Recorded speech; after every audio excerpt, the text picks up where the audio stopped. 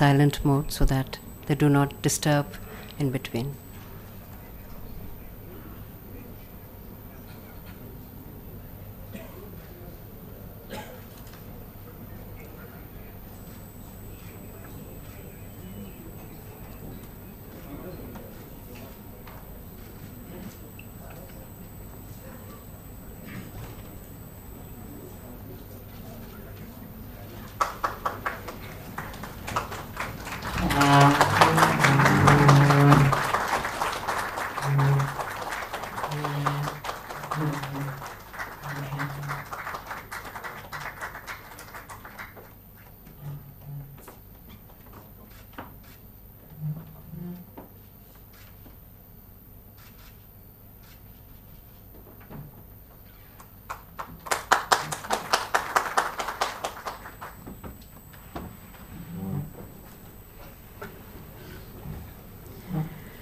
नमस्कार। Vivekananda international foundation तथा सह आयोजक इंटरनेशनल बुद्धिस्ट कॉन्फेडरेशन और द टोक्यो फाउंडेशन द्वारा आयोजित 2 दिवसीय समारोह संवाद global Hindu Buddhist initiative on conflict avoidance and environment consciousness के उद्घाटन समारोह में हम आपका स्वागत करते हैं। We are honoured to have with us as our chief guest Shri Narendra Modi ji, honourable prime minister of India. Our guests of honour are Her Excellency Mrs. Chandrika Bhandaranayake Kumaratunga, former President of Sri Lanka, and His Excellency Mr. Minoru Kiuchi, Honorable Minister of State for Foreign Affairs, Japan. We also have with us on the dais Pujya Shri Shri Ravi Shankar, Founder, Art of Living Foundation, India, Most Venerable Sayadaw Dr. Ashin Nyanisara, Founder Chancellor, Sitagu International Buddhist Academy, Myanmar, and General N.C. Vij, Director, Vivekanand International Foundation.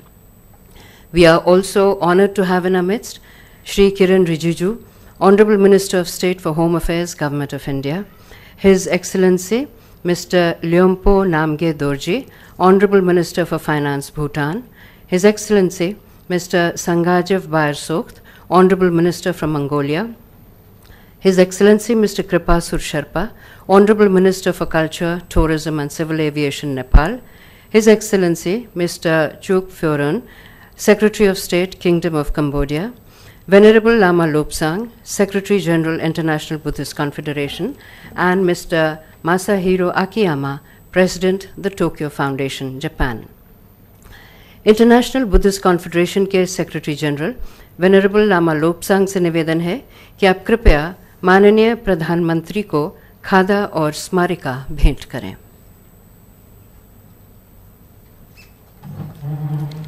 Welcoming the Honorable Prime Minister with the traditional khada and a memento is Venerable Lama Lobsang, Secretary General of the International Buddhist Confederation.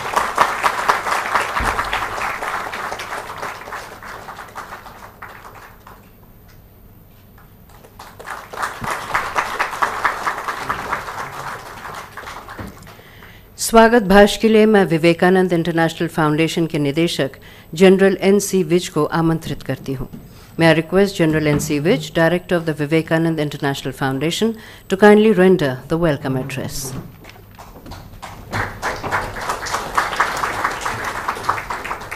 Good morning, ladies and gentlemen. Honorable Prime Minister Shri Narendra Modi, Her Excellency Mrs. Chandrika Kumaratunga, former President of Sri Lanka, Most Venerable Shri Shri Ravi Shankar, the Most Venerable Mr. Ashin Nyanisara from Myanmar, President of the Tokyo Foundation, Mr. Akiyama, Secretary General of International Buddhist Federation, Venerable Lama Lobsang, Senior Ministers from Japan, Bhutan, Nepal, Mongolia, Cambodia, Honorable Minister of State for Culture, Dr. Mahesh Sharma, India, Honorable Minister of State for Home Affairs, Shri Kiren Rijiju, respected Dharma Gurus, scholars and delegates from across the globe, ladies and gentlemen, it is indeed a proud moment for Vivekananda International Foundation and a privilege for me to welcome the Honorable Prime Minister and each one of you to this international conference. It has been organized jointly by the Vivekananda International Foundation, the Tokyo Foundation, and the International Buddhist Confederation. The Vivekananda International Foundation is a non-partisan institute for dialogue and conflict studies. Some of India's leading experts in the fields of security, military, diplomacy, and governance have got together under the institute's aegis to generate ideas and stimulate actions for greater national security and prosperity. It is my privilege to extend a hearty welcome to our Honorable Prime Minister once again, as he is visiting the foundation for the first time, and each one of you in the same way once again for coming and joining us this morning. In all its endeavors, the VIF seeks inspiration from the teachings of Swami Vivekananda. He was a far-sighted thinker. The vision of religious harmony and cooperation that he articulated over 120 years ago is very much relevant and needed even more today. In his message delivered in the Chicago Parliament of World Religions in 1893, he envisioned interreligious relations that will go far beyond the secular ideology of tolerance. He emphasized the need for spiritual revival and wanted that sectarianism, bigotry, fanaticism will fill the earth with violence, destroy civilization, and send whole nations to despair. Nothing could be of more contemporary relevance. We are meeting at a time when violence, uncertainty, differences amongst nations, between citizens and people of different faiths, and increasing radicalization are pushing the world into an era of multiple confrontations. Besides traditional ideological and cultural rivalries, new challenges have emerged in the form of lawless forces backed by extremely violent ideologies that threaten the very existence of de jure states. Our experience over the last century has shown that existing institutions and mechanisms for dealing with these threats have not worked. The current approach towards conflict resolution is largely based on Western and simplified perspective of conflict between faiths and civilizations. This approach to resolve conflicts has been short-sighted and impractical. Apart from conflicts which threaten the world order, humankind also seems to be at war with Mother Nature, recklessly exploiting the rich resources to such an extent that the very survival of the planet Earth has come into question. Similarly, the attempt to end environmental degradation through legislation and regulations is proving to be a failure. It is in this context that the world is increasingly noticing the benign nature of Hindu-Buddhist values, which emphasize and espouse democratic and non-conflicting philosophies not only within mankind but also the nature. The questions confronting us therefore are: 1. As to how do we change the now established norms in resolving these disputes? 2. How can we now move from conflict resolution to conflict avoidance? And 3rd, how can we curb our greed and curtail the damage to the Mother Earth?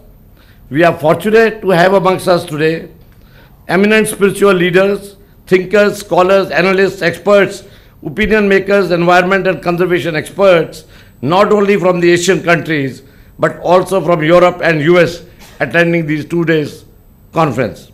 We are hoping to evolve a new framework which will be founded on the strong non-conflicting philosophical paradigm of two oldest and vibrantly active civilizational forces, namely Hinduism and Buddhism. In these, non-violence is the fundamental value which is compatible with the modern democratic values and institutions. It is with this aspiration and conviction that the Vivekananda International Foundation decided to hold this conference in collaboration with the Tokyo Foundation and International Buddhist Confederation. I will be failing in my duty if I do not acknowledge here that the main idea and inspiration for this conference came from the Honorable Prime Minister Shri Modi himself. Conceptual support from others, mainly Shri Gurumurti ji and Venerable Lama Lobsang and our Japanese friend for Tokyo Foundation, has helped us in organizing this important conclave. I am confident that it will end with concrete suggestions and a declaration to carry this process and momentum forward. The success of this conference will be measured by the concrete steps that we take to implement the resolution that we adopt. This will be called Bodh Gaya resolution. I once again heartily welcome all of you and thank you for coming to participate in this conference and sharing your most valuable thoughts on these important issues with all of us. Thank you very much. We are grateful indeed.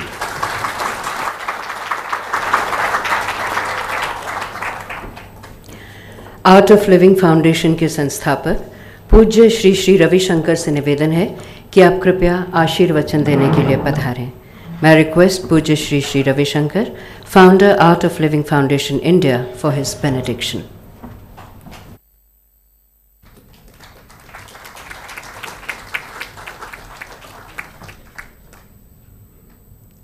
ओम नमः प्रणवार्थाय शुद्ध ज्ञानैकमूर्तये निर्मलाय प्रशांताय दक्षिणामूर्तये नमः.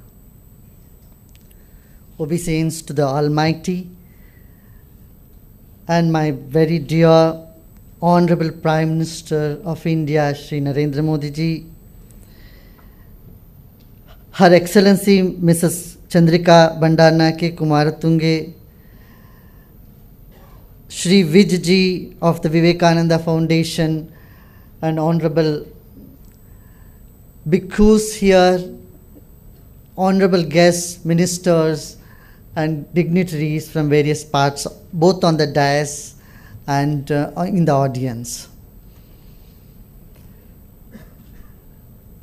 I bring greetings also from Swami Dayanand Saraswati, who could not be here, and he has said, due to his ill health, he said Hinduism, Buddhism offer among various available religions a preeminently appropriate reservoir of thought and practice, which is at once convincing and practicable. And he sends his blessings and good wishes to the conference as well. Now, the very fact that we have said conflict avoidance, we have already sent the message to the world. People who believe in this philosophy of conflict avoidance were, if not half the population of the world, quite close to half the population. Nearly 3 billion people in this world still believe in non-violence. But the thing is, our voice needs to be heard very loud and clear. The world cannot be at peace as long as some people think they have the key to the heaven and exclusive right to heaven. And this is due to ignorance. So the main thing that we need to do is actually 3 things. That's education, education, and education. We need to educate our population of the world that there are many ways to one truth. British once said, familiarity builds contempt. But you know, familiarity brings contempt when there is no truth, there is no compassion, there is no enlightenment. But we in the East believe something completely different. We say familiarity builds respect. I want to here cite an incident. Once an imam confessed with me, you know, Sri Gurudev ji. I went to Banaras and studied Vedas and Upanishads. My intention was to condemn it, but when I studied it, I get enormous respect for the philosophy of this country. And this is worth noting. Wherever there is truth, there is compassion, there is philosophy. Familiarity builds respect, not contempt. And we have believed this for centuries. In the known history of world of 3,400 years, You know, mere 8% of the time the world has been at peace. That is a recorded 268 years only we have been at peace. The rest of the time the world has been at war. In this century, from 2003 onwards, the world has faced 30 wars, small and big, around the world. And what can we do? How can we avoid this? I would say the philosophy of coexistence. Even if a small part of the world is left thinking they have exclusive right for heaven, they are going to create hell for everybody else. So we need to change this mindset. This is possible when through United Nations and UNESCO, we create a curriculum of multi-religious, multicultural, environment-friendly education right from childhood, right from school places. Our Honorable Prime Minister earlier this year took a very, very beautiful step to make World Yoga Day through United Nations. And there has been tremendous response world over. This itself is an indication we are marching in the right direction towards peace and prosperity. If there is no peace, there is no prosperity. They are linked together. And prosperity does not depend on exploitation of our resources, rather conscious protection of our own planet and its resources.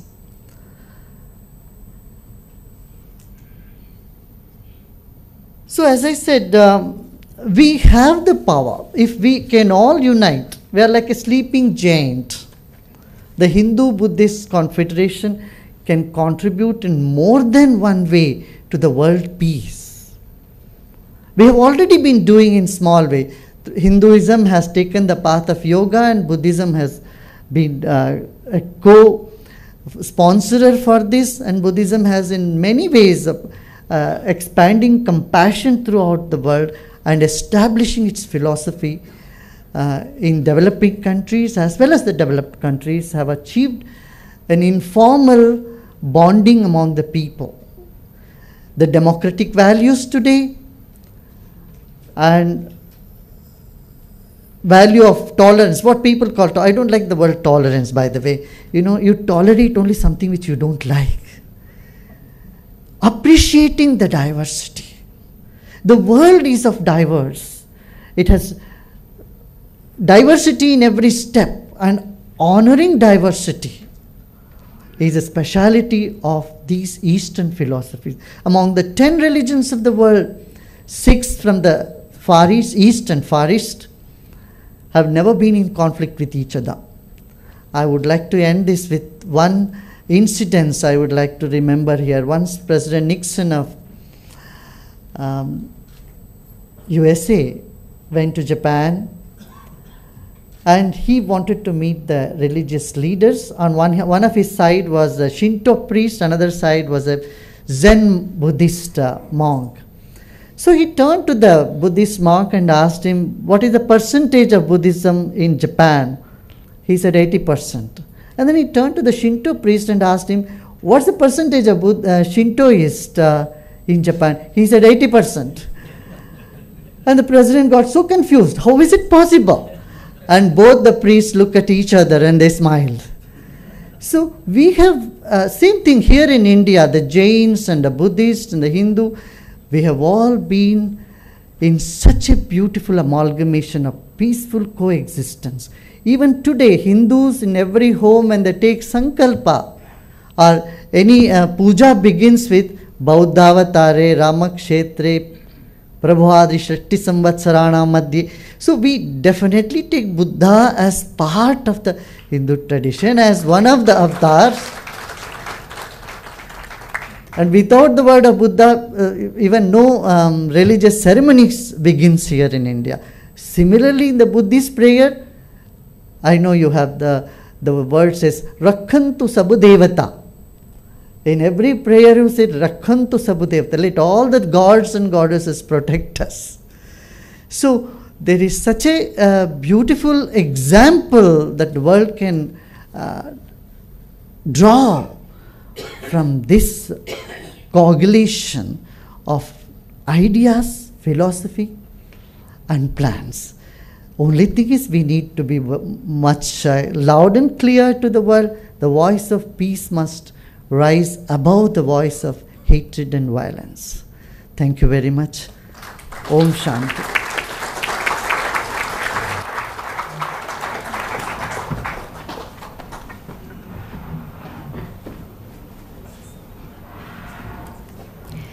May I now request Most Venerable Sayadaw Dr. A.C. Nyanisara, Founder Chancellor, Sitago International Buddhist Academy, Myanmar, for his benediction.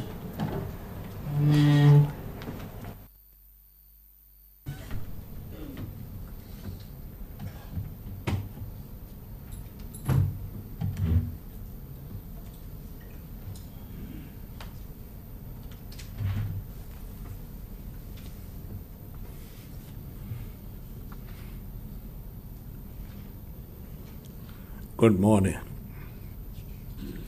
Your Excellency, Shri Narendra Modi, Prime Minister of India, and Excellency, Most Venerable Bhikkhu Sangha, Most Venerable Mahasangha, distinguished participants, eminent scholar, friend in the Dhamma, ladies and gentlemen. First of all, I would like to express my sincere appreciation to the Vivekananda International Foundation of India and it is a chief collaborators International Buddhist Confederation, IMBC, and the Tuchu Foundation, Japan, in organizing this great gatherings of the conference. I am particularly pleased to be invited to this gathering, which gave me the opportunity of a meeting with the eminent spiritual leaders, religious leaders, thinkers, scholars, from philosophical, religious, social perspective, present here with the unique aim to exchange view on how to address unprecedented challenges to the world peace and security, environmental breakdown on planetary scale. Ladies and gentlemen, today I will briefly touch upon this important role of religion which contribute enormously toward the maintenance of the world peace and world stability and security. At this present age, people take refuge in the religions which they believe, blessed them with a peace of mind, not only in the present life, but it also granted them a better next life. Even atheists enjoy the peace of mind, as they believe atheism make them free from all bondage of the mind. So religion is a particular influence or interest that is very important in one's life. But I don't think many people might have known how religion started. The first Prime Minister of India, Jawaharlal Nehru, said, beginning of religion is fear.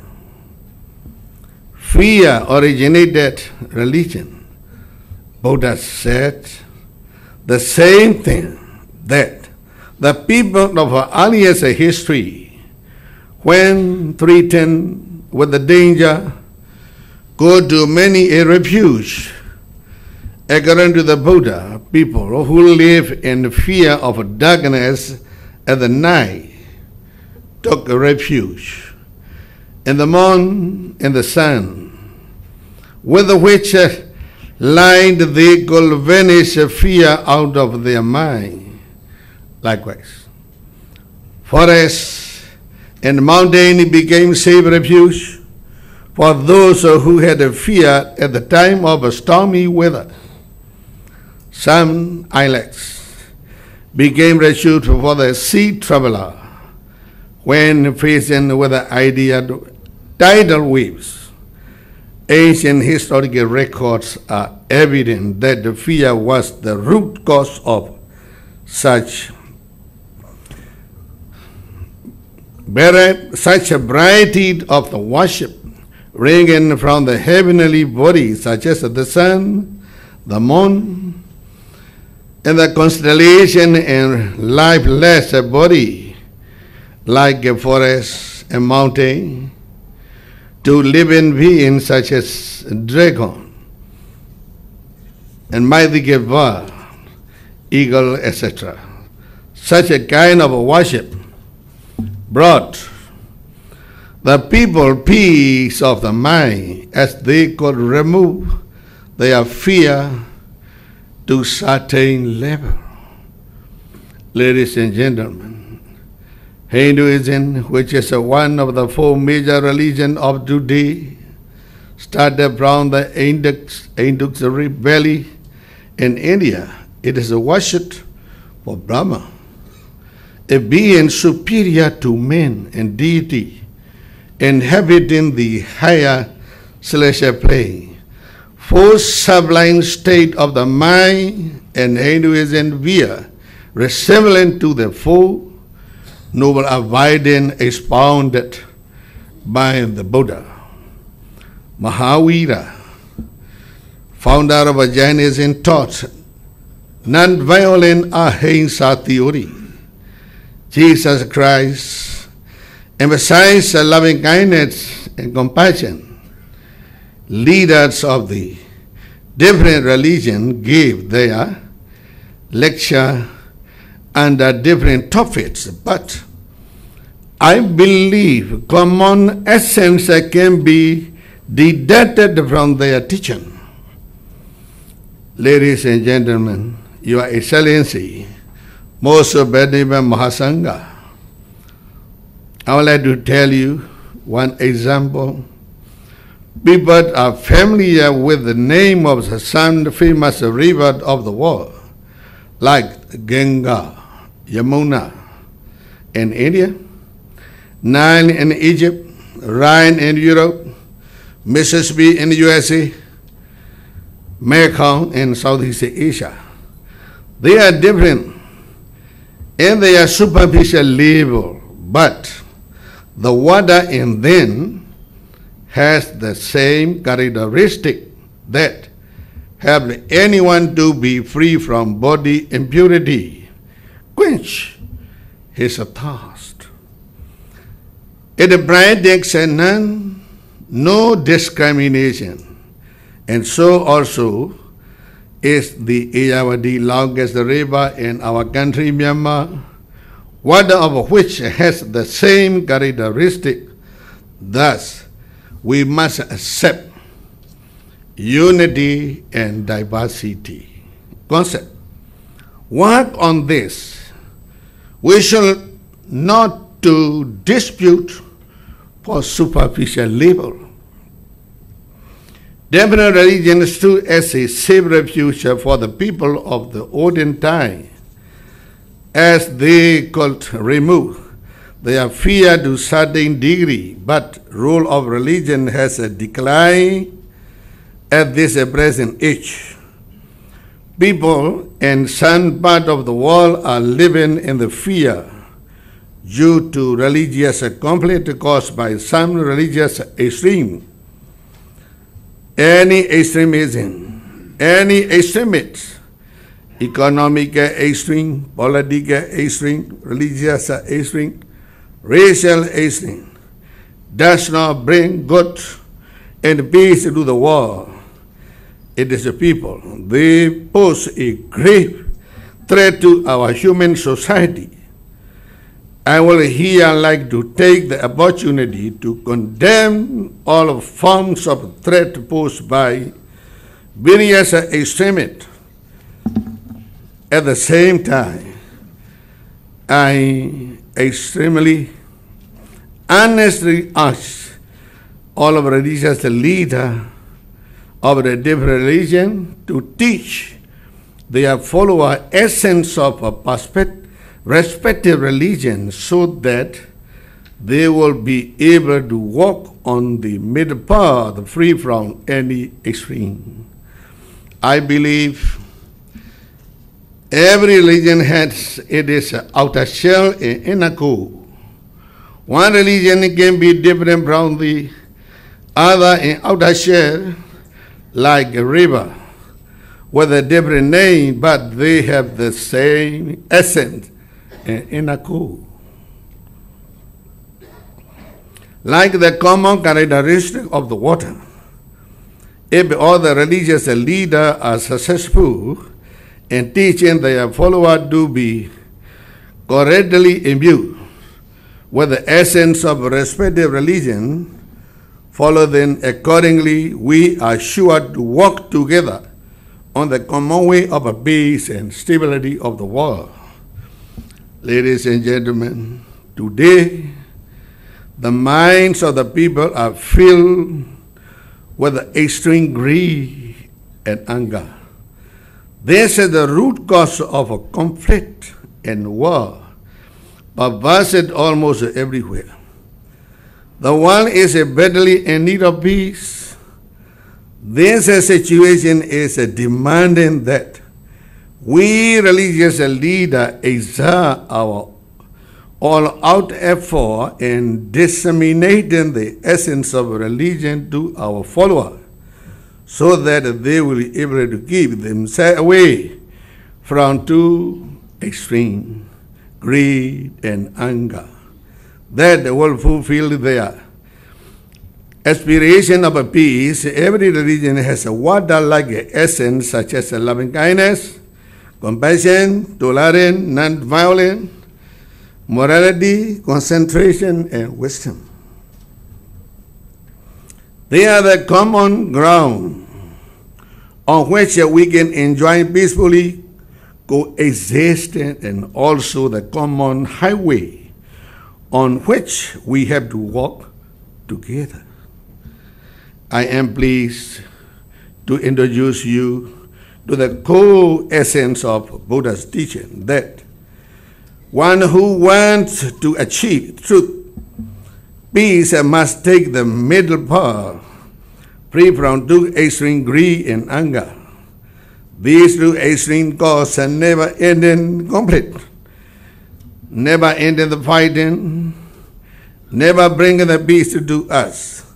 The middle way the Buddha meant is nothing but morality, concentration, and wisdom. Morality denotes abstaining from evil action, both physical and verbal. Concentration means controlling of the mind, and to be free from evil thought. And the wisdom is a technique to search for the truth and reality within ourselves. According to the Buddha, all human problems are caused by extreme greed, extreme anger.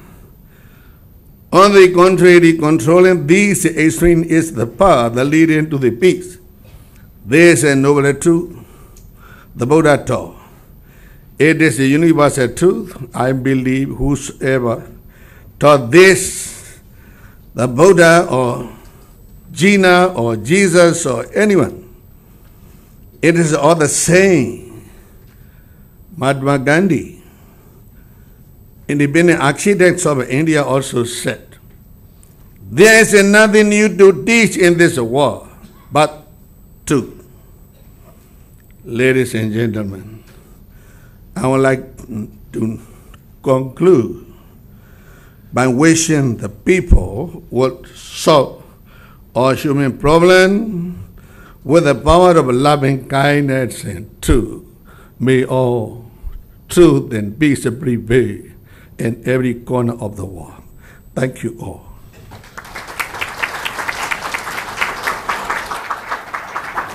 Thank you, sir. We have received a message to the conference from His Excellency Mr. Shinzo Abe, Honorable Prime Minister of Japan. We will now play a recording of the message. この度、グローバルなヒンズー教仏教イニシアティブセミナーがニューデリーで開催されることを心より歓迎いたします。まず、このシンポジウムを実現させたインド側関係者のご尽力に敬意を表します。我々アジアの国々が自らの宗教や思想の歴史を振り返り、未来への知恵を学ぼうとするこのシンポジウムの考え方に私自身大きな共感を覚えます。日本は6世紀にインドから中国を通じて仏教を受容しました。以来、仏教は日本の精神的基礎を形作る上で大きな役割を果たしてきました。日本が重視する法の支配の起源の一つは仏教にあります。仏教に深く帰依した聖徳太子は7世紀、日本初の憲法を制定しました。8世紀に日本に伝わったとされる金光明最小王朝は、王が法をもって国を治めなければあたかも象が花壇を踏み荒らすように祭りごとは損なわれると教えて、当時の政治の中心的理念となりました。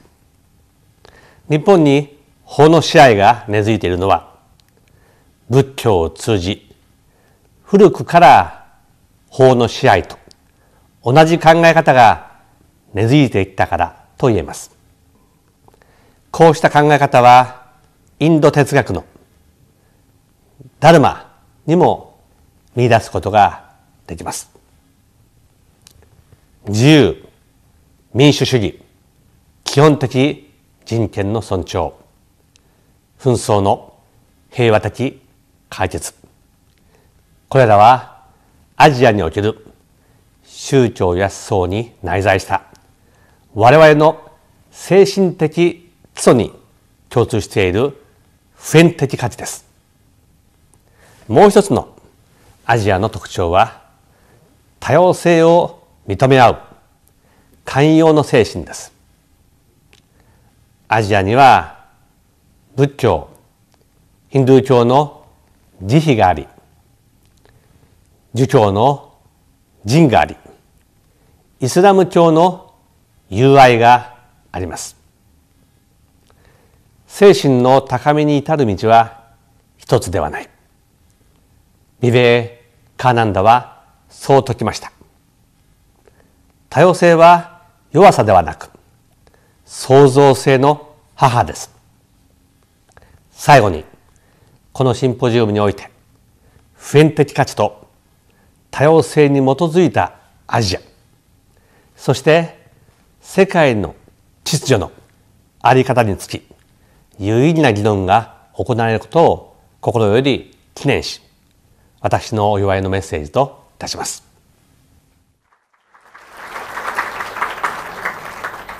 After the message from His Excellency the Prime Minister of Japan, may I request His Excellency Mr. Minoru Kyuchi, Honorable Minister of State for Foreign Affairs, Japan, to kindly speak on the occasion.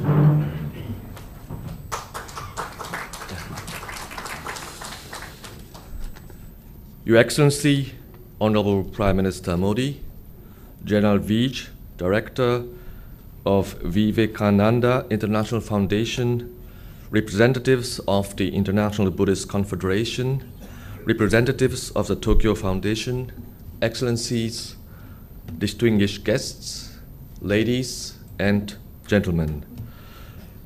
Let me introduce myself. I am Minoru Kyuchi, State Minister for Foreign Affairs of Japan. I am Buddhist and at the same time Shintoist.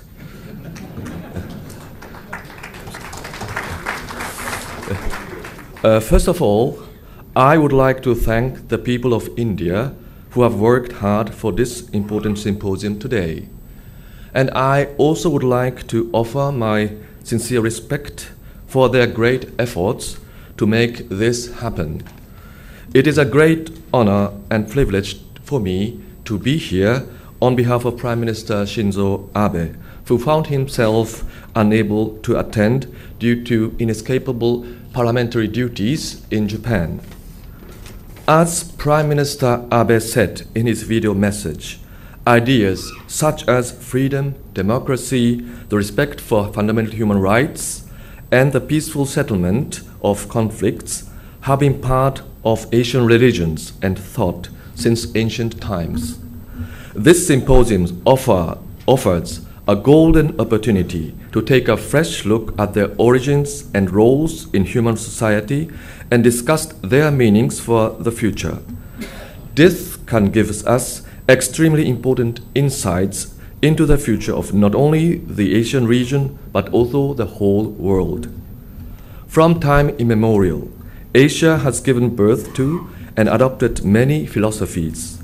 Behind this lies a spirit of tolerance, and tolerance thus respects diversity.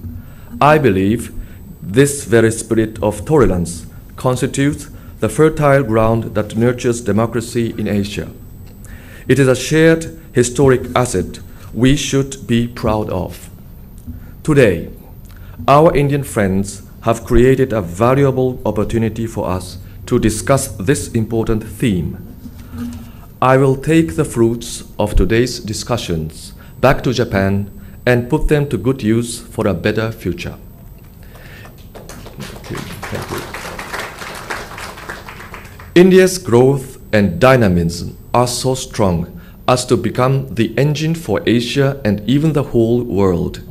In September 2013, I had the opportunity to visit this country as Parliamentary Vice Minister for Foreign Affairs. Since then, India has made further remarkable progress on the economic and other fronts in only 2 years, due in large part to the inauguration of the administration of Honorable Prime Minister Narendra Modi. Relations between Japan and India have been deepening at many levels under the leadership of our two prime ministers. Last summer, Prime Minister Modi made an official visit to Japan. During his stay in the ancient capital of Kyoto, he saw how Buddhism has been practiced in Japan since the 6th century. During this week's seminar, I understand that there is to be an excursion to Buddha Gaya. There are a number of revered and renowned historic sites in Asia, legacies of the variety of religions and thought in the region. Visiting and learning about such sites across Asia forms an invaluable foundation for mutual understanding and cooperation for the future of the region. India has a long history of embracing diversity, accepting different religions and philosophies. I personally look forward to learning through this symposium and would like to join the other attendees here in leading a wave of diversity and tolerance from India to Asia and Asia to the world. Thank you for your attention.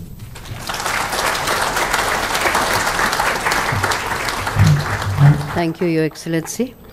May I now request Her Excellency, Mrs. Chandrika Bhandaranaike Kumaratunga, former President of Sri Lanka, to kindly address the gathering. Sri Lanka की भूतपूर्व राष्ट्रपति महामहिम श्रीमती चंद्रिका भंडारनायके कुमारतुंगा से निवेदन है कि आप कृपया सभा को संबोधित करें।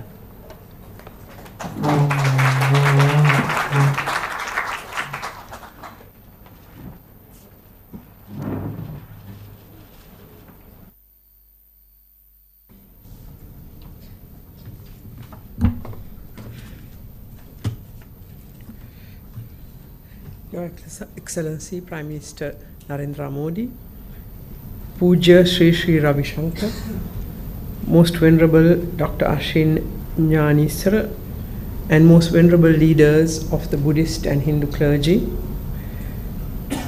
General N.C. Vij and directors of the Vivekananda International Foundation, Excellencies, ladies and gentlemen. I wish to thank the Vivekananda International Foundation and the International Buddhist Conference, as well as the Tokyo Foundation of Japan, for giving me the honor of attending the Global Hindu-Buddhist Initiative on Conflict Avoidance and Environment Consciousness, and to share some thoughts on the subject with you. I feel most privileged to address this conference in the presence of His Excellency Prime Minister Modi and many other dignitaries such as you. I would also like to take this opportunity to congratulate the organizers of this most important initiative.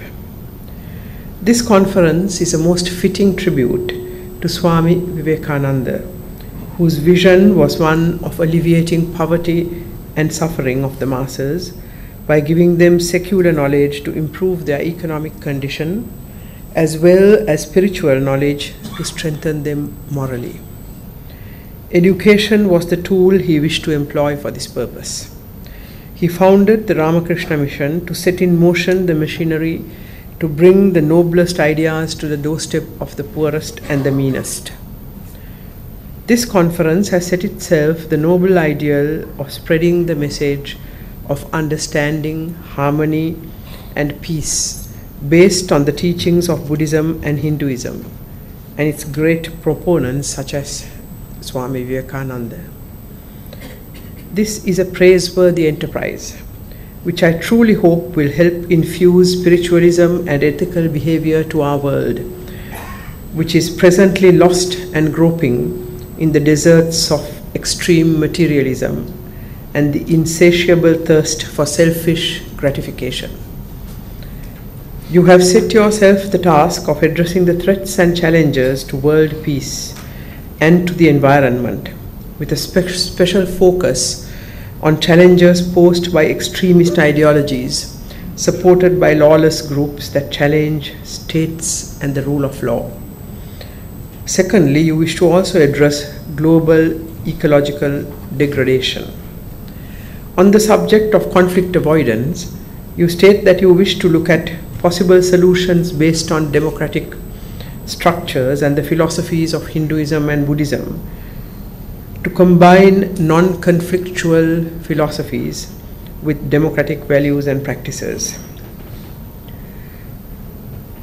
It is praiseworthy that you wish to approach possible solutions through the prisms of the philosophy of these two great religions, both born in South Asia, and to seek an alternative vision that could be adopted by the world for meeting the challenges of extremism and to build a peaceful world order. We know that both Hinduism and Buddhism propound a vision of goodness, right living for the individual, as well as good governance for its rulers, which is expected to lead to peaceful coexistence between individuals and states. The two philosophies also propound respect for nature, represented as Mother Nature, the concept of respecting and protecting and loving all living things, including all animals, not only all animals, but also plants, is the best protection against destruction of human and other animal life, as well as nature and the environment expressed by any philosophy. I would like to express some thoughts now, mainly on conflict, before we look at the teachings of the two religions. Permit me to reflect upon conflict as we know it today. Conflict between humans and human communities have existed since time immemorial. Conflict becomes serious when it threatens the peace and stability of states. In the modern world, conflict has taken a dangerous turn towards extremism and terrorism. Violent conflict and terrorism pose the most serious military challenges to the modern world. It is no more contained within the boundaries of one state. It has an extensive global outreach. Terrorist organizations born in one country have the capacity to attack the furthest lands. The most militarized states have not been impervious to the activities of the terrorist. The international community, especially the superpowers, has been engaged for the past few decades in searching for solutions to the problem of terrorism and violent conflict, often employing military strategies. The responses of states appear to be that of meeting the challenges of violence with violence, treating the symptoms, the surface manifestations of the problem. Recognition of the importance of searching out the deep-rooted causes of conflict and seeking to resolve them seems to be a rare occurrence in the planning of counter-terrorist strategies of states. However, we can witness all around us the dismal failure of mainly militarist methods to address violent conflict. I believe that military strategies must be employed only as the solution of the last resort.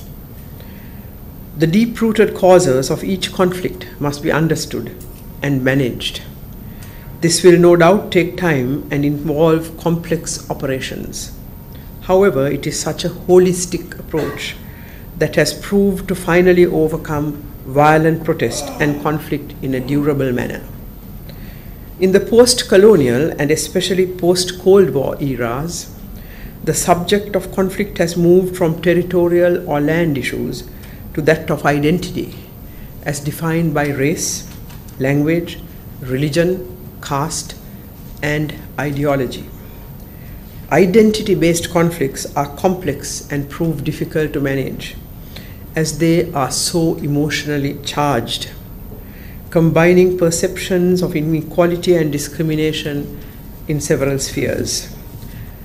Such perceptions arise from denial of access to resources and public facilities such as education, jobs, land, opportunities to participate equally in government processes and in decision making. The perceptions are heightened by the realization or perception that one's identity, individual or collective, is threatened, generating the fear that one's existence, the sense of who one is in danger of destruction. The most potent source of violent conflict today is identity. The denial of rights to, or the exclusion of certain groups with a common identity becomes the bedrock of dissent and violent conflict.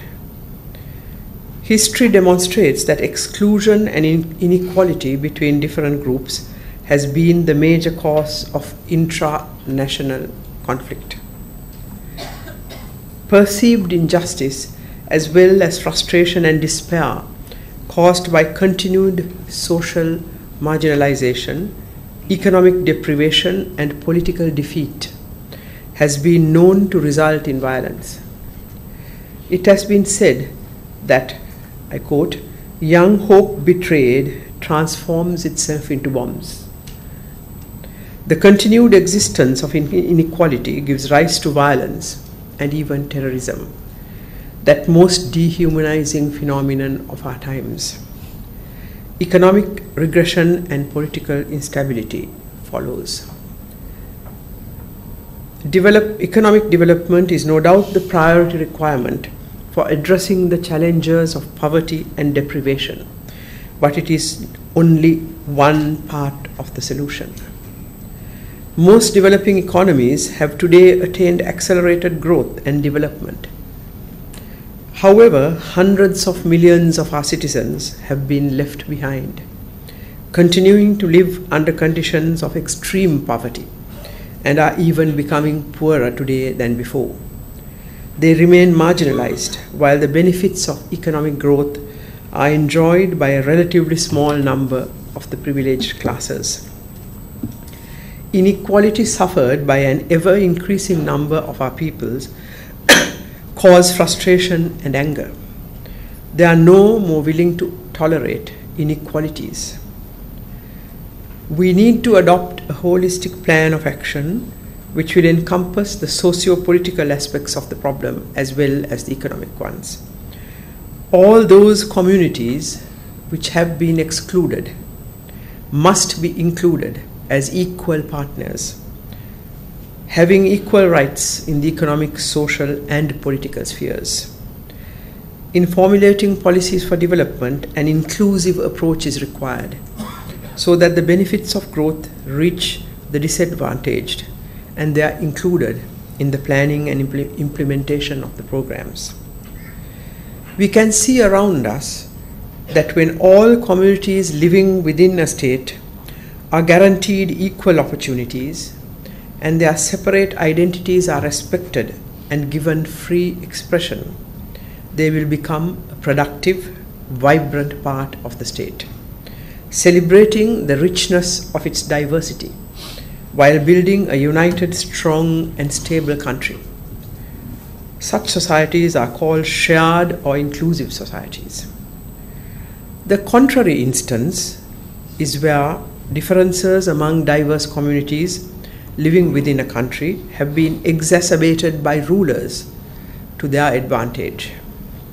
They tend to conjure up an enemy from peoples who belong to diverse groups, other groups. History is replete with examples of states and governments employing the concept of the other, represented as the enemy, as a tool of government management. For a large part of human history, the enemy has helped to entrench weak or despotic rulers and governments in power. Governments whip up hatred against the other by maintaining the myth of the dichotomy between us and them. This leads to the oppression of the other and the denial of their rights. Sustainable development, prosperity, and peace necessarily imply that the other be brought in and included fully and honestly into the processes of development as well as full and equal partners of the processes of government. To end poverty and hunger in a durable manner, we need inclusive and sustainable development. Here I wish to quote from the great Indian poet and philosopher Rabindranath Tagore. Bigotry tries to keep truth safe in its hands with a grip that kills it. Terrorism is the extreme manifestation of long unresolved conflicts. However, it is important to understand that conflict is not always a negative thing.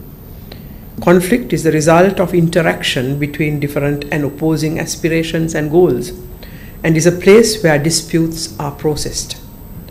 It is essential for the proper functioning of democracy, and it can mobilize energies for social change and improvement.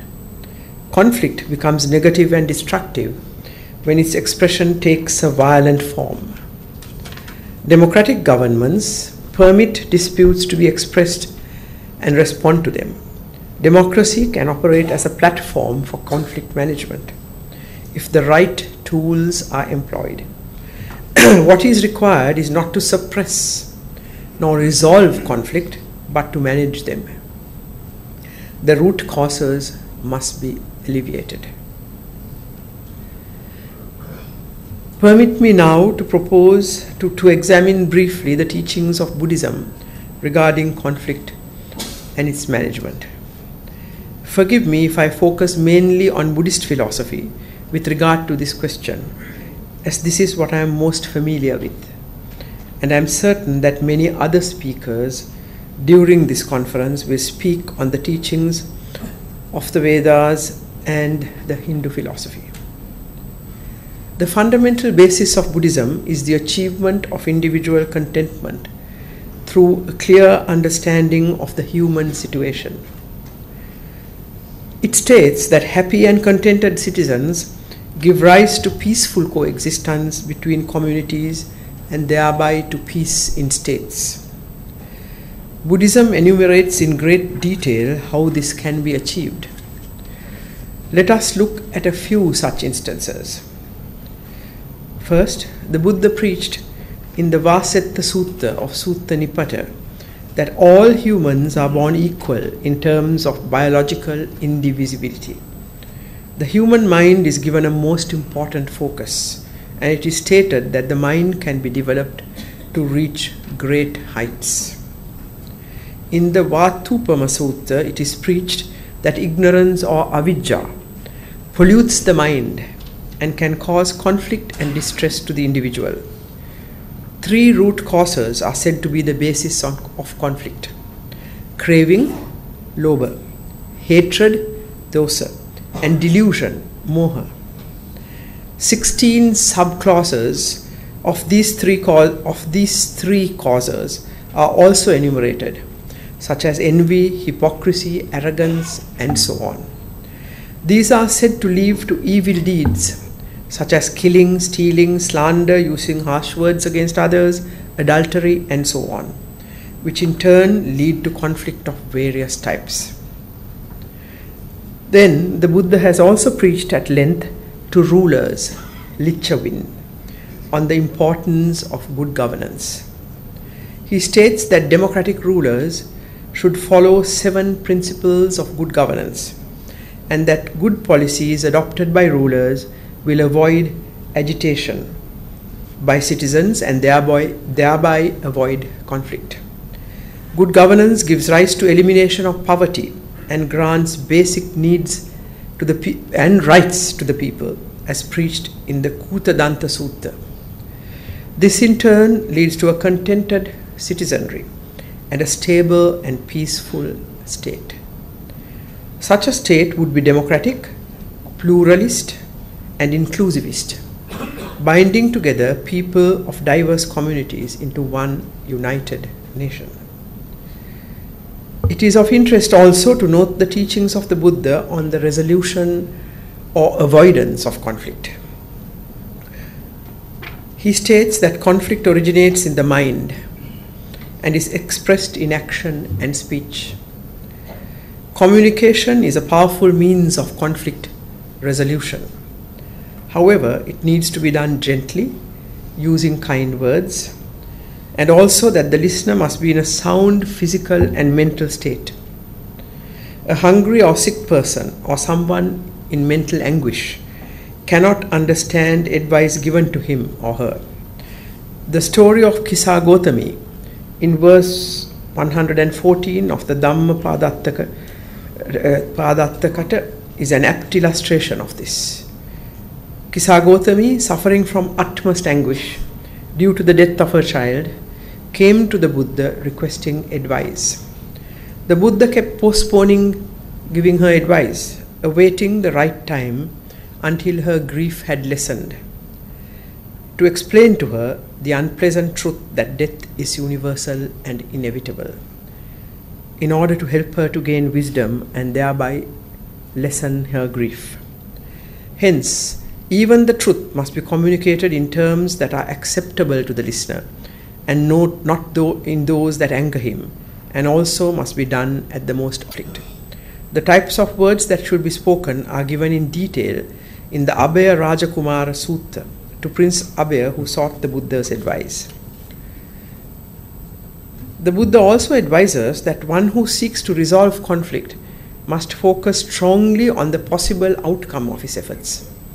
The mediator must sincerely wish to achieve results beneficial to the parties of the conflict, and not desire to gain personal advantage for himself. The example of how the Buddha resolved the dispute that arose between the Sakya and Kolya clans, recorded in the Attadanda Sutta regarding the sharing of waters of the river Rohini, demonstrates the effectiveness of communication using the right facts at the right time. The mediator must also possess and demonstrate genuine compassion for the parties in conflict. The Buddha accepted different social customs, practices, and cultures. He interpreted them, placing them within the Buddhist norms. He respected diversity and preached the importance and respect for other racial, religious, and cultural diversities, and how this could lead to happy and contented citizens and peaceful nations. I have only briefly enumerated the most significant teachings of the Buddha under consideration. I hope that I have succeeded in demonstrating the extent to which the Buddhist philosophy, as much as the Hindu philosophy, dwelt upon the subject of conflict, which is innate to human nature, as well as the resolution of conflict, which is a crucial necessity for the continued existence of humanity, as well as good and stable governments. We know that the Hindu philosophy also has taught and given advice in innumerable ways on this same subject. What surprises the modern person is that these two ancient and great religions gave serious consideration to problems such as these as far back as 2,500 years and 4,000 years ago. What surprises me is that we in South Asia have still not learnt and lived by these philosophies. This conference has set itself the objective of seeking out the teachings of Hinduism and Buddhism to formulate a vision and a body of thought that could be employed to resolve conflict and avoid it, and thereby help establish peace in the world. Finally, I would like to assert that if we are to overcome conflict and its extreme manifestation of violence and terrorism, we need to do the following. Engage actively to seek out the root causes of each conflict and implement strategies to manage them. Secondly, states must employ legitimate means in the fight against terrorism. This implies that the rule of law must prevail and that governments promote open, liberal, and democratic societies, in contrast with the intolerant, exclusivist monotheism of extremist ideologies of militant organizations. If states respond to the terrorist in his language of violence, he can respond successfully, as this is the language he comprehends. On the other hand, if states employ the language of peace, the extremist is weakened, as he does not possess weapons in his arsenal to respond to the discourse and practice of peace and understanding. This does not eliminate, of course, the essential need for vigilance and strong, democratically organized security systems to prevent terrorist activity within states.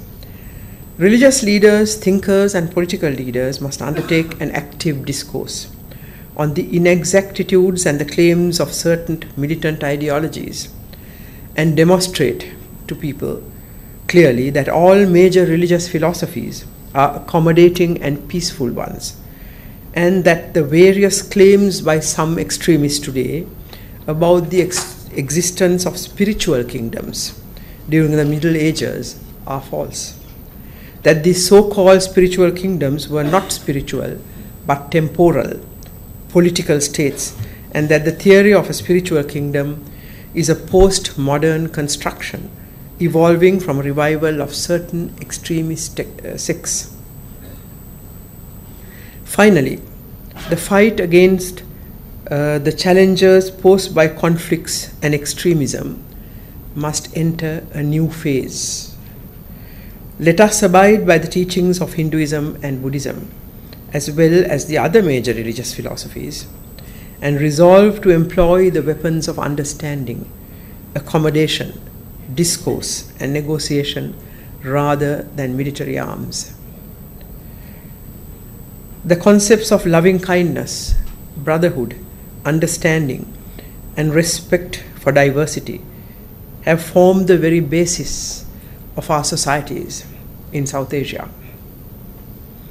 Let us use these weapons to strive to achieve world peace.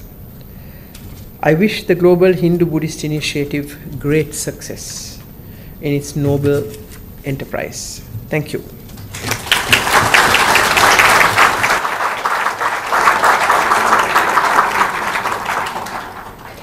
Thank you, your excellency.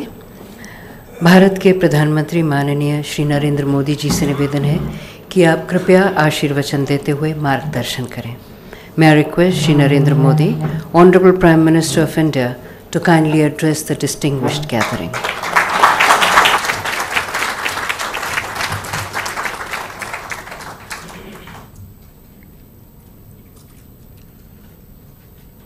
Most Venerable Shadow Dr. Ashin Nainisara, Founder Chancellor Chicago International Buddhist Academy, Myanmar, Her Excellency Srimati Chandrika Bandaranaike, former President of Sri Lanka, Mr. Miyuru Kimichi, State Minister of Foreign Affairs, Japan, Pujya Sri Sri Ravi Shankar ji, my minister colleague, Dr. Mahesh Sharma, Kiran Rijiju ji, General N.C. Beach, Director, Vivekananda International Foundation, Mr. Masahiro Akiyama, President, the Tokyo Foundation, Japan, Lama Lobjang, distinguished religious and spiritual leaders, venerables from the Mahasangha and Dharmaguru. I am delighted to be here at the inauguration of Samvad, the global Hindu-Buddhist initiative on conflict avoidance and environment consciousness. This truly an esteemed gathering of spiritual leaders, scholars, and leaders from several countries of the world here, where Buddhism is a prevalent way of life. It is a matter of immense happiness that this conference is being held in India, including in Bodh Gaya. India is the ideal venue to host symposium of this nature.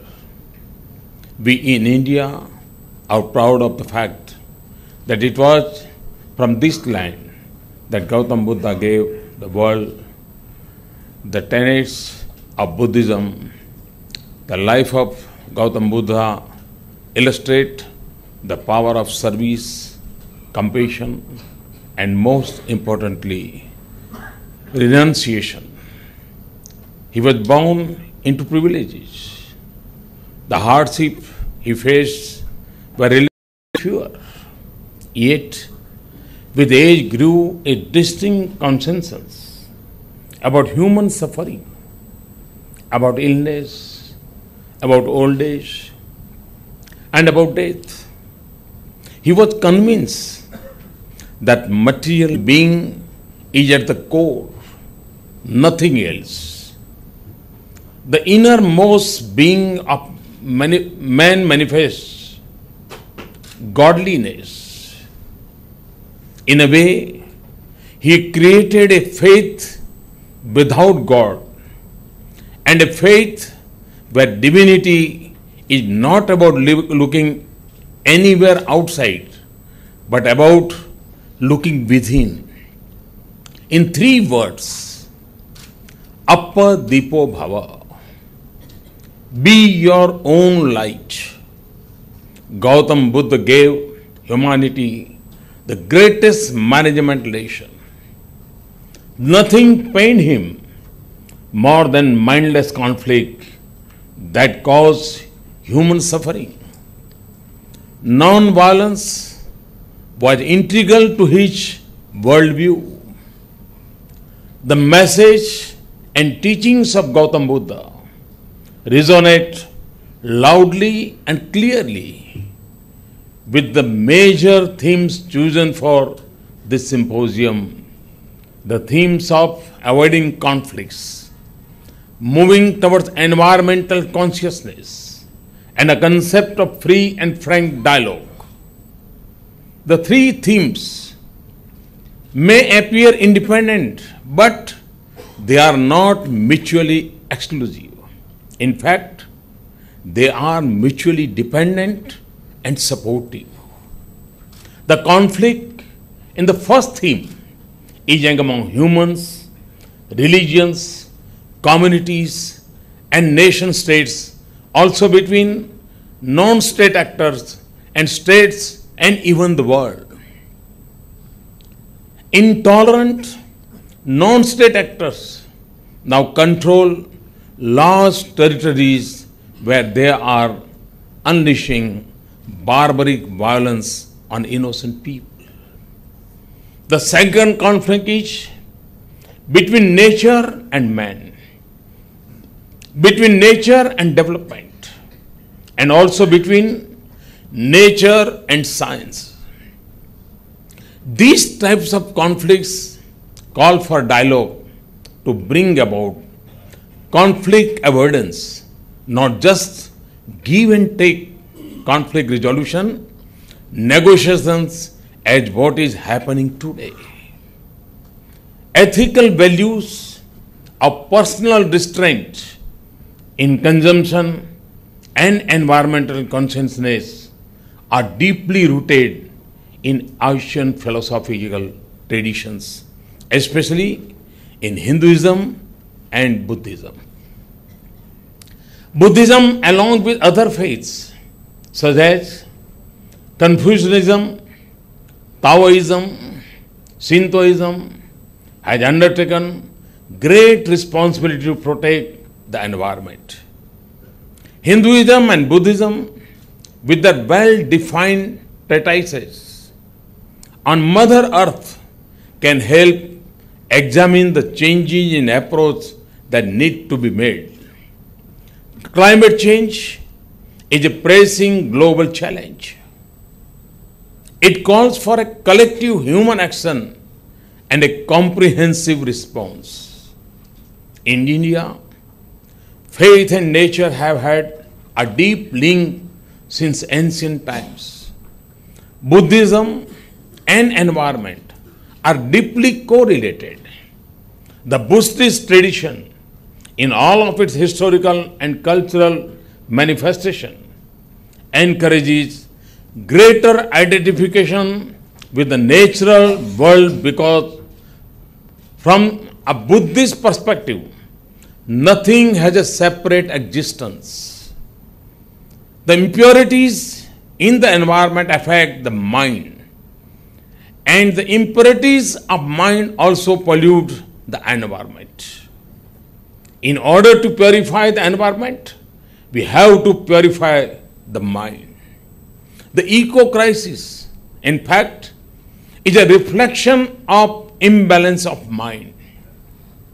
Lord Buddha therefore accorded importance to the need for preserving natural resources and created tools related to water conservation and forbid the monks from polluting water resources. The nature, forests, trees, and the well-being of all beings play a great role in the teachings of Lord Buddha. I wrote a book, Convenient Action, which was released by the former President of India, Dr. APJ Abdul Kalam. In my book, I have shared my experience in dealing with climate change as the Chief Minister. Personally, it is my reading of Vedic literature that educated me about the strong bond between humans and Mother Nature. We are all aware of Mahatma Gandhi's doctrine of trusteeship. In this context, I want to say that we, the present generation, have the responsibility to act as a trustee of the rich natural wealth for the future generations. The issue is not merely about climate change. It is about climate justice. Again, I repeat, it's not the issue about the climate change. It's about climate justice. In my view, the most adversely affected by climate change are the poor and the downtrodden. When a natural disaster strikes, they are hit the hardest. When there are floods, they are rendered homeless. During an earthquake, their homes are destroyed. During droughts, they are affected, and during extreme cold, the homeless suffers the most.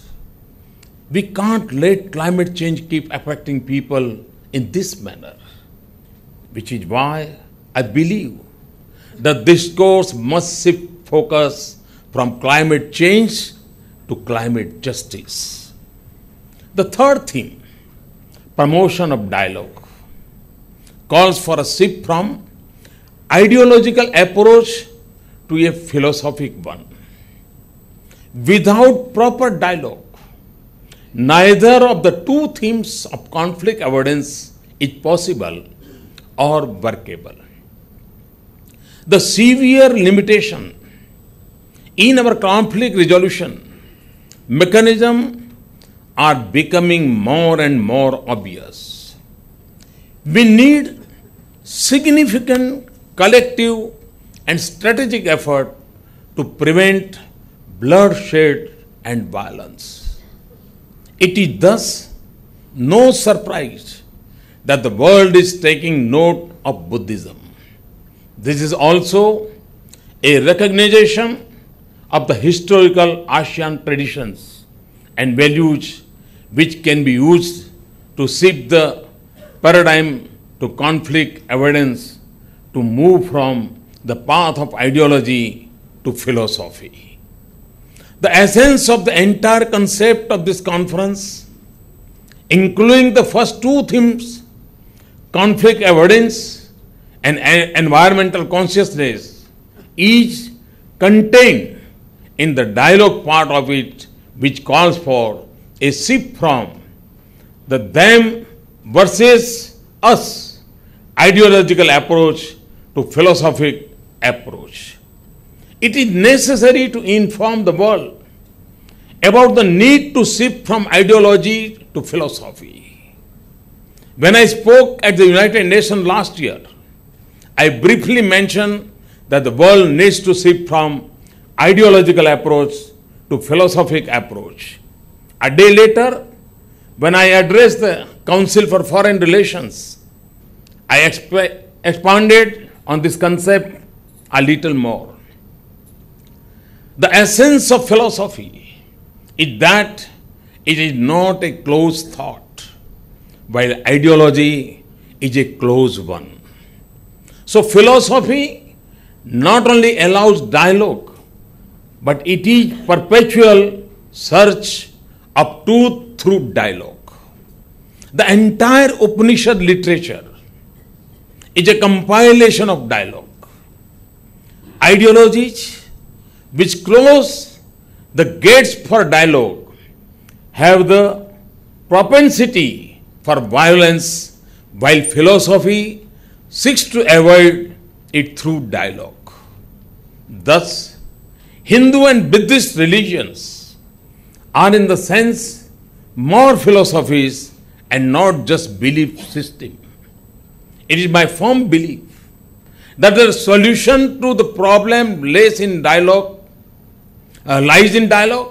Earlier, it was believed that force indicates power. Now, power must come through the strength of ideas and the effective dialogue. We have seen the adverse effect of war. The first half of the 20th century was witness to the horror of 2 world wars. Now, nature of warfare is changing and the changes are increasing. What took 100,000 men or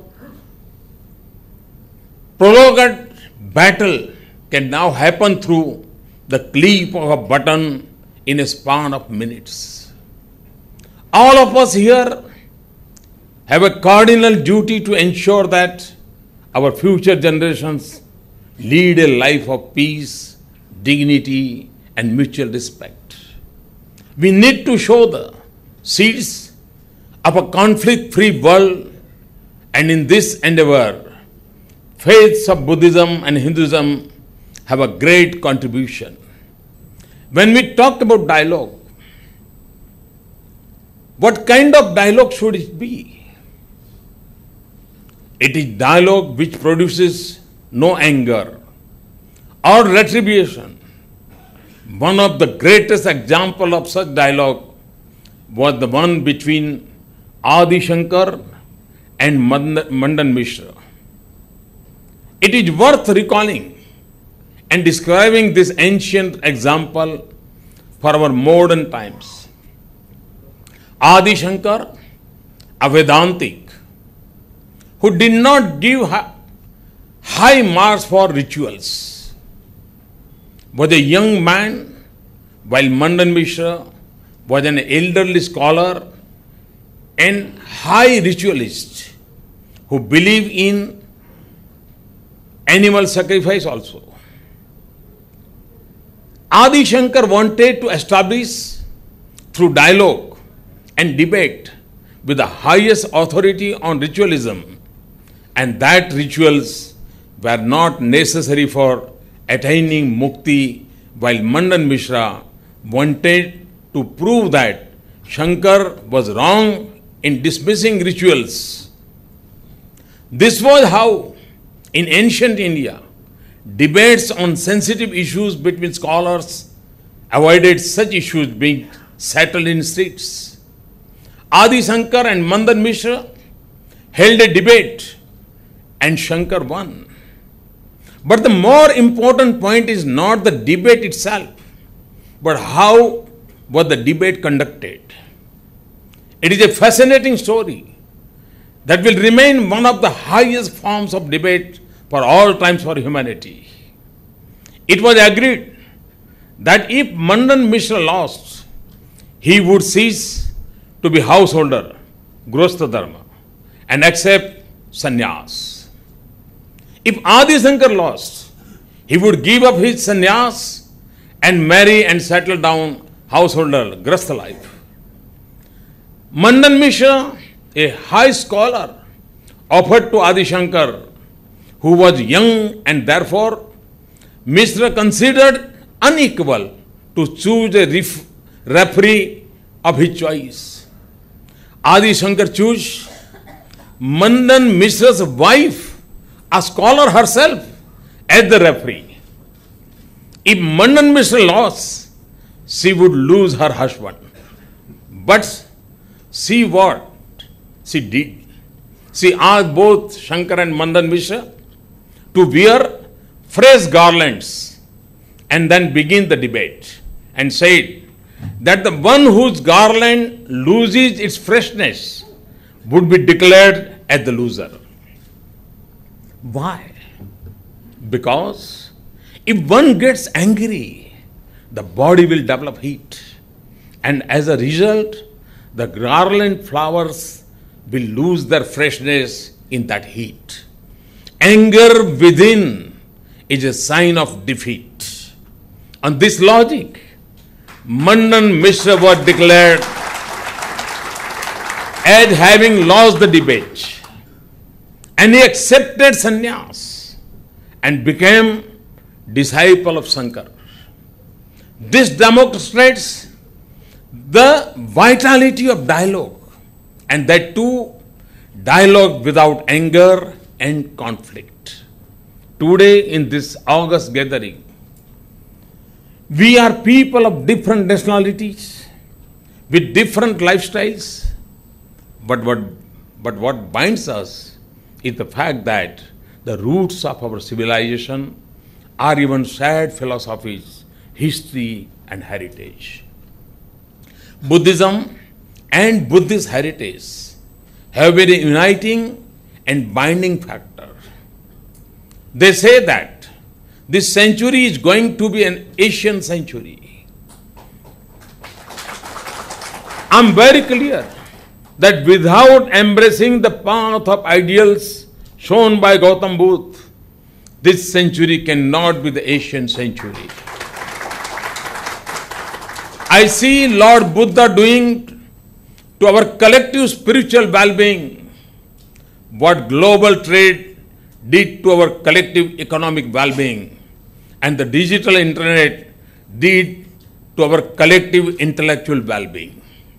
I see Lord Buddha in the 21st century across national borders, across faith systems, across political ideologies, playing the role of bridge to promote understanding, to counsel patience, and to enlighten us with tolerance and empathy. You are visiting a nation that is extremely proud of its Buddhist heritage. My hometown, Vadnagar in Gujarat, was one of the places visited by a Chinese traveler and chronicler Sven Zhang. The Sark region is home to the holy sites of Buddhism. Lumbini, Bodh Gaya, Sarnath, Krishinagar. These sites draw pilgrims from ASEAN nations as also from China, Korea, Japan, Mongolia and Russia. My government is doing everything possible to give an impetus to the Buddhist heritage across India, and India is taking the lead in boosting the Buddhist heritage across Asia. This 3-day meet is one such effort.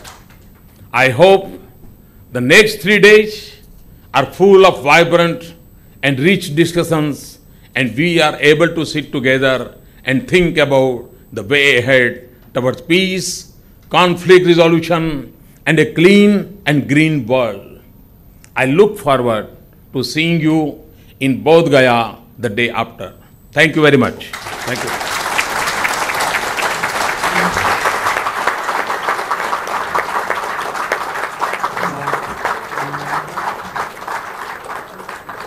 Thank you, sir, for your very illuminating address. May I now request Mr. Masahiro Akiyama, President of the Tokyo Foundation, to kindly propose the vote of thanks.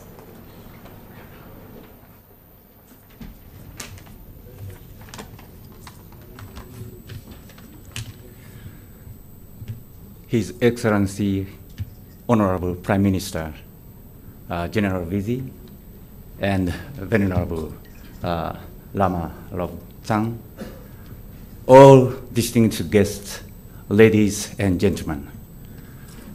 My name is Masahiro Akiyama, the President of Tokyo Foundation, Japan.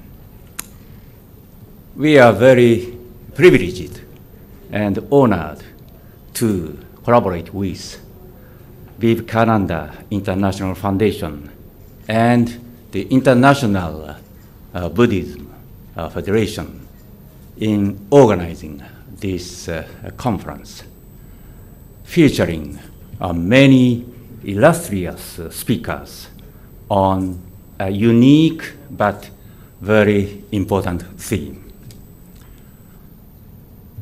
I am very grateful to Honorable Prime Minister Shri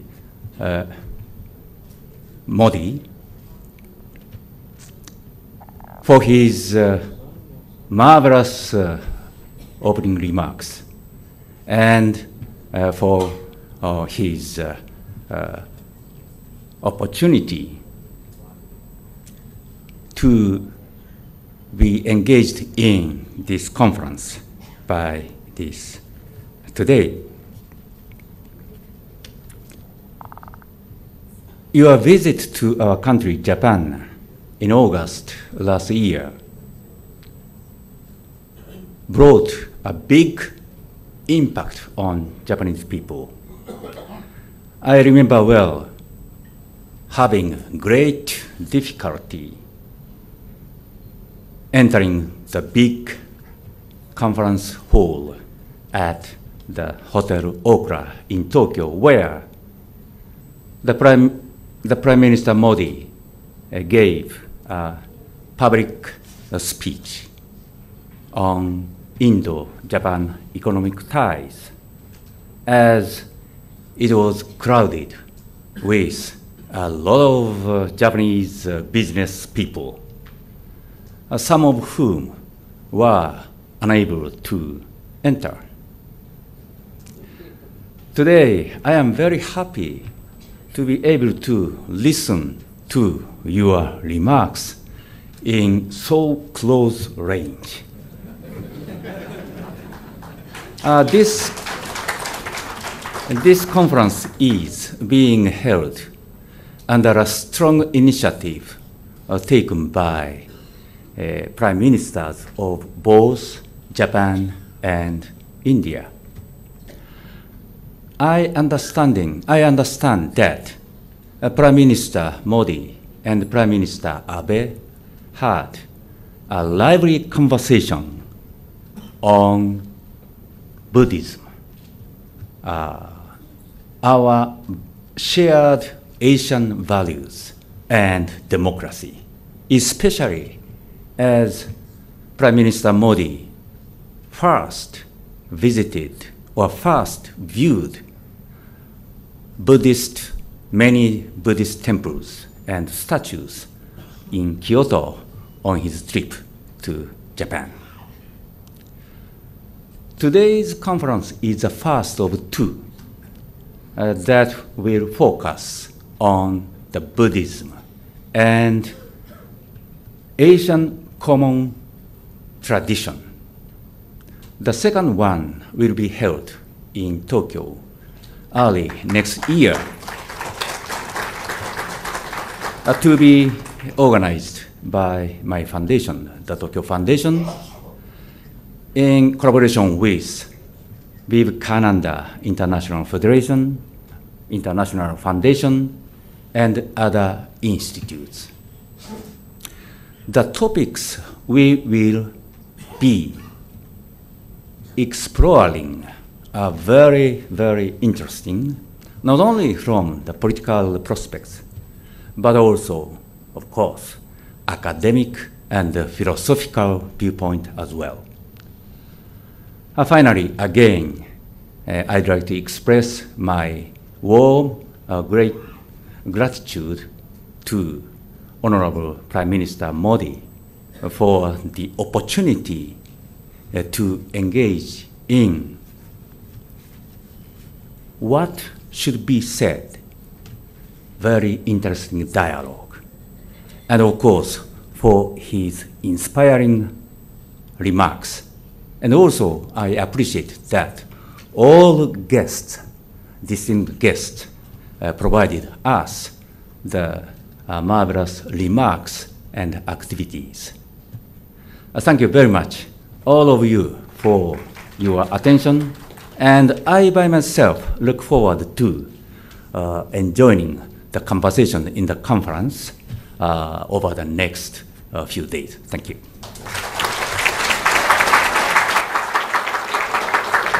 We now conclude the inaugural session. I would like to thank the Honorable Prime Minister and all our distinguished guests for their presence.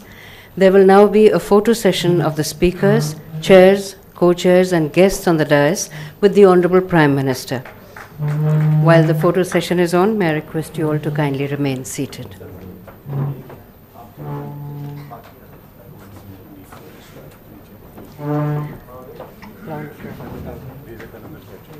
The photo session is downstairs in front of the Vivekananda statue.